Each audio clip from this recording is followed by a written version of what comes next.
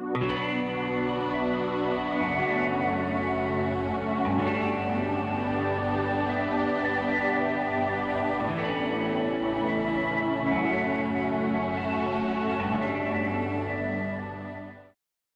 and welcome to this video called QPSMR Insight from start to finish in 20 minutes. And the purpose of this video is to give you a quick run through of the whole program so that you can see how to use QPSMR Insight for setting up a questionnaire, entering some data and producing some tables. Now, the first couple of things to say before we start on that, there is an alternative way of setting up your questionnaire without using QPSMR Insight. You can use the QPSMR companion, which has more tools for setting up your questionnaire. It does need an extended license, which is fairly inexpensive to be able to do that. The QPSMR companion and Insight are compared in a separate video in the up and running series for QPSMR companion. So you might want to watch that video first to see whether you think it's worth upgrading to the QPSMR companion to set up your questionnaire. Alright, going on from that, we can also look at the fact that this also applies to anybody who's got a QPSMR CATI license, because QPSMR Insight and CATI are pretty much the same bits of software, except the CATI license has more options in the supervisor function to control telephone interviews. But everything that's being shown today will work with a QPSMR CATI license just in the same way as it is with a QPSMR Insight license. So let's get on with the job then of entering a few questions, entering a couple of records and producing some tables and looking at QPSMR Insight from start to finish. So let's start by putting in some questions, and we do that by clicking on Project, Insert Entry. Now there is a global project settings here which is covered in a separate video. We're not going to cover that on this video. So let's put in our first question that we want to do, and we click on that, and you'll see you'll get this reminder message here saying that you might prefer to use the companion for setting up your questionnaires because of the extended features. So we click OK if we want to ignore that, and we start putting in our first question, and we type question 1. And we can come over to this drop down here. We can use the tab key to go there, an arrow down, or we can just use the mouse to select the drop down key, and you'll see that there's a selection of options here for different entry types that you might want to specify. They go in a logical order. The first two are for questions that have responses, the first being whether only one code is actually allowed, and the second on the list there if you're allowing any number of codes. And the single code only is strictly that. There's no way of overriding that. So if you have a slightly ambiguous question such as what's your favourite brand, if somebody's going to pick two favourites, you would need to make that multi-coding, or if you were going to allow someone to pick two favourites, you would need to allow that to be multi-coding. The next two are for collecting numbers with or without a decimal point. So what's called a weight with a decimal point means that you can pick up a value like 2.57 or something like that. An integer can't allow a decimal point, and rather like the way I explained single just now, you can't override that. So you can't put in 2.5 if somebody says they've travelled 2.5 kilometres to get to work, for example. So an integer works fine for number of children, but if you want to be able to collect decimal points, your decimal places, you would want to put in a weight with decimal point. The next type of entry is a character question, and that's where you want to record some text exactly as someone enters it. Now don't be confused with verbatim text, which is the one two further down, which is more like an open-ended question where you want to just let people say or enter from a paper questionnaire exactly what someone dictated or said to an interviewer. Character questions are really for picking something that has a finite meaning. So it might be the surname for reference purposes of the person being interviewed. It could be, I guess, a product code. If a product code had a PZ246, that might be a use for it. But it's a fairly limited use, really, and has fairly limited analysis tools later on. And you do run the risk that someone might enter the same piece of text slightly differently, which will make it very difficult to combine together as one response effectively later on. So it's better to use a list of responses if you think they could be misspelt. Text for interviewer is just an instruction where there's something perhaps either for the interviewer to read out, or perhaps just an instruction for an interviewer to do something before a question is actually answered. So it's not really a physical question on the questionnaire, not one that you're going to tabulate any data later on or enter any data. It's just a piece of text to be read out or to be absorbed.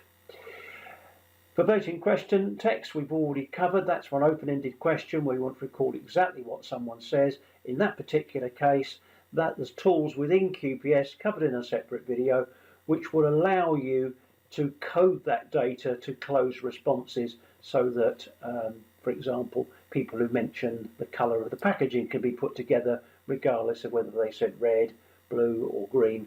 You could put them together as mention of colour, for example. And then finally we've got date and time here. These are rarely used in a typical survey. They're really more for people who are doing telephone surveys and they want to record a time perhaps for calling back a respondent for a subsequent appointment. Alright, so let's move on. I'm going to pick single here. I'm going to carry on fairly quickly now. And my first question is, do you own a bicycle?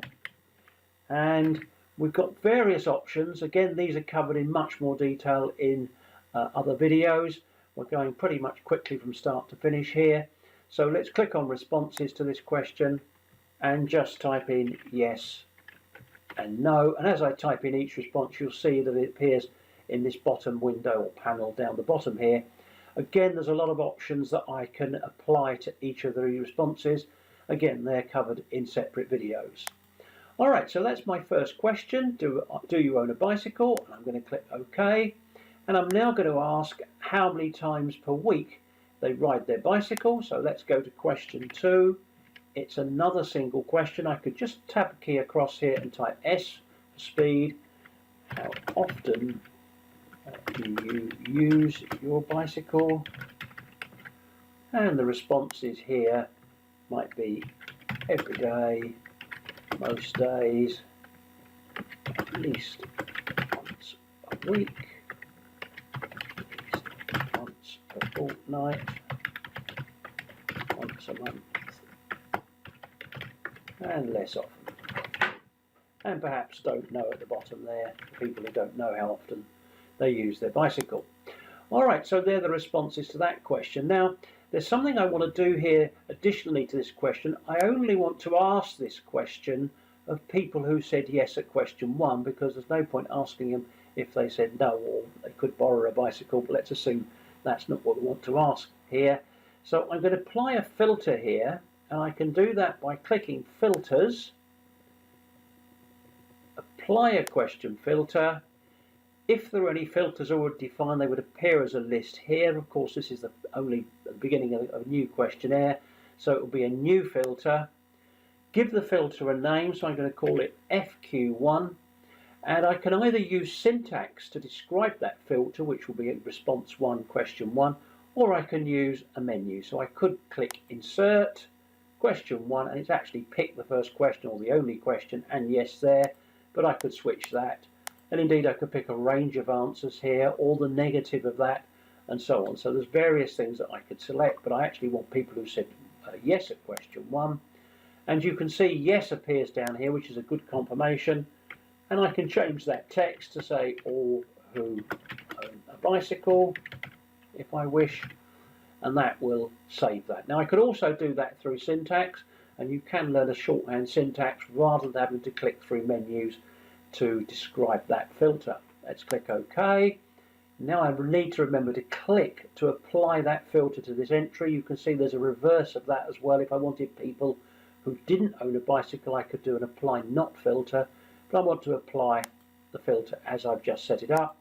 Close it, and you can see FQ1 appears here alongside that question. And you'll also magically see that FQ1's been set up as an entry for me immediately after Q1.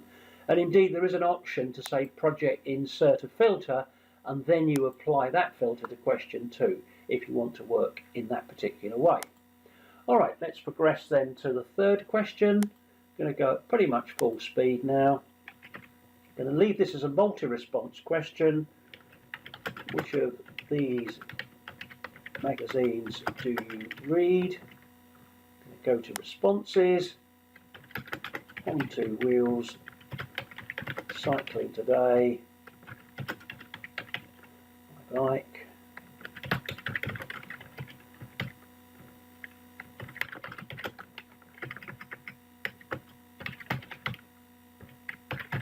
and none of these. And there's an example here with none of these. We might want to single response only if present. So if they choose none of these, they can't pick any of these magazines above.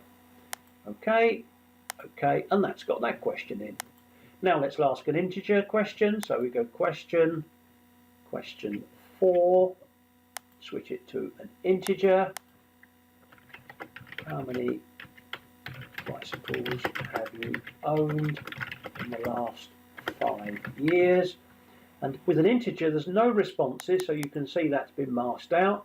But you do have to say what the maximum width is for the field that you're entering here. Now let's assume nobody could possibly have more than 999 bicycles in the last 5 years, so we'll set that to 3. We could also here put a range into tested as well if we wanted to be invalid ranges, but we're not going to do that here. If this was a percentage, for example, we might check that. Alright, so that's my questions. I'm now just going to quickly put in 2 demographic questions, gender,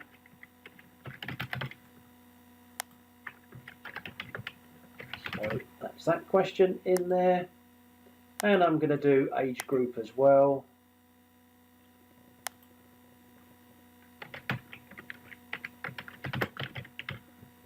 And we can do the same thing with that, 16 to 24, 25 to 34, and so on. Okay, so we set up our questionnaire, albeit very quickly here, and we can save that. And now we need to give this a name.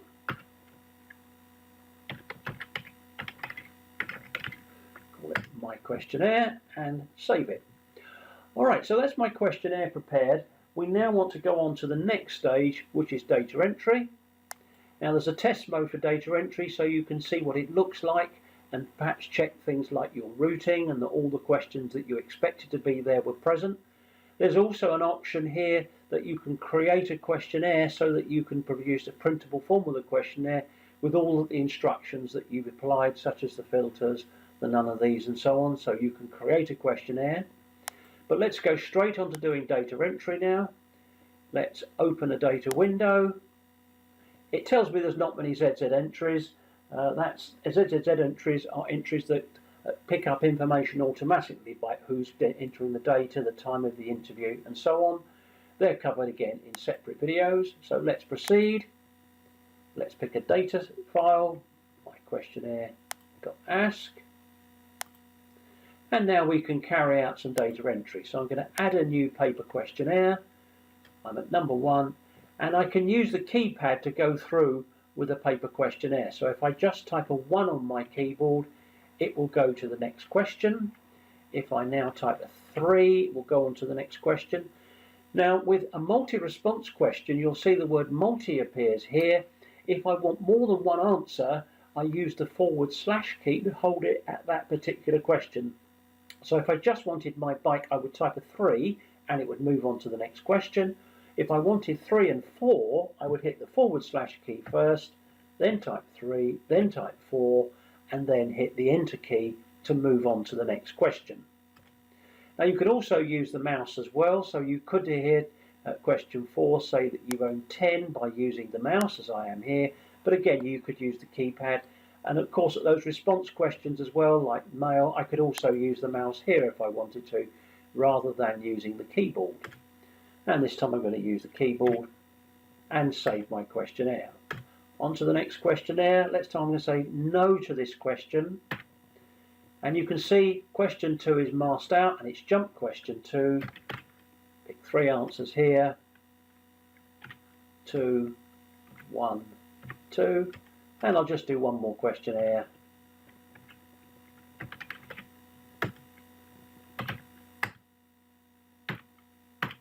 And there's a quick demonstration of data entry. When you've completed data entry, you're ready to go on and do tables. So let's quickly now look at doing some tables. And we can do quick tables. So quick tables will give us the ability to produce this sort of table. We can say I want to see question 4 analysed by gender, and it will give me a mean score of 7.3 bicycles owned in the last 5 years, an average of 2 for males and 10 for females. If I want to see a distribution question, I can pick question 1, analyse that by gender, and we can see of our 3 respondents that we entered, 2 said yes, they owned a bicycle, and both females owned a bicycle, the 1 male didn't own a bicycle. We can do more than one table by clicking on rows or columns here, and we could click every question just by holding down the shift key or the control key to select various answers, and that will go and put there 6 entries, run everything by gender, and you can see now we've got a table for every question produced, analysed by gender. Also on the top menu here, you'll see you've got top line tables, so this will quickly go away and produce top line tables for you. And if we run that, you can see we've got some very quick top line counts of every question. If you want to, with quick tables, all it will do will save those tables or show those tables while you're actually in there. They will get discarded the moment that you finish. So although we've specified question 1 to 4, for example, and more before, and we pick gender as the columns and run it, that table is lost, its definition is lost, and its output is lost unless we save it here and preserve it, in which case it will preserve this file called quick001 tables.txt, and when you run again the next quick tables, they'll appear in quick002 tables.txt. If you want to store the tables permanently, you can open as tables file, let's call it the tables, and if we insert the tables now, those same tables, questions 1 to 4, and put gender across the top, you'll see that they're saved without running them now. So now they're just being saved to a file called the tables.qtf, so that we could save this and come back to it on another occasion. So let's just do that. Let's save those tables. We don't actually run them, but have them ready to run in a moment. The other thing you might want to do is to build a variable and put various things perhaps across as a cross break, or combine responses together. We'll just look at a very quick example of this. Let's put gender and age as our banner or cross break. So we're going to insert a variable. I'm going to call this banner,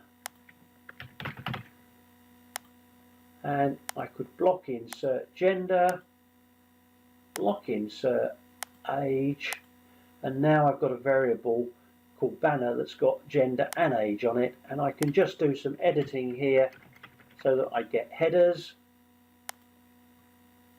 and you can see I'm editing that in this box here. And perhaps we wanted to put 35 and 54 together.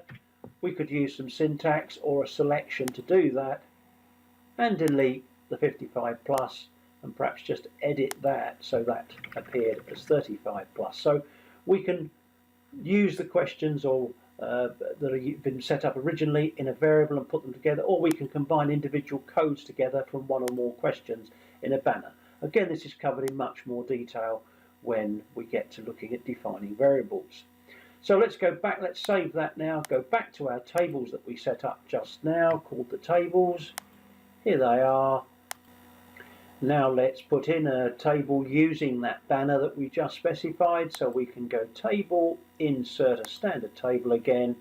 Let's pick banner across the top. Let's pick Q1 as the row and add that in. And now we can run that using run and view tables, obviously save. And here's the first 4 tables analysed by gender.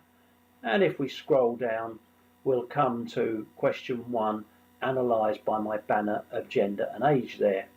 And those tables are also going to come out automatically, they're preserved, so if you quit now, they'll still be there, but they'll also come out as a CSV file so that you can work with them in Excel.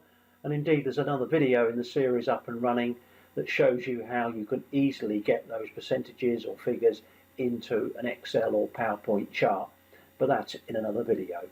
So thank you for attending this video. It's hoped to be helpful. There's more detailed videos in the up and running series to help you to get familiar with using this powerful software. Thank you.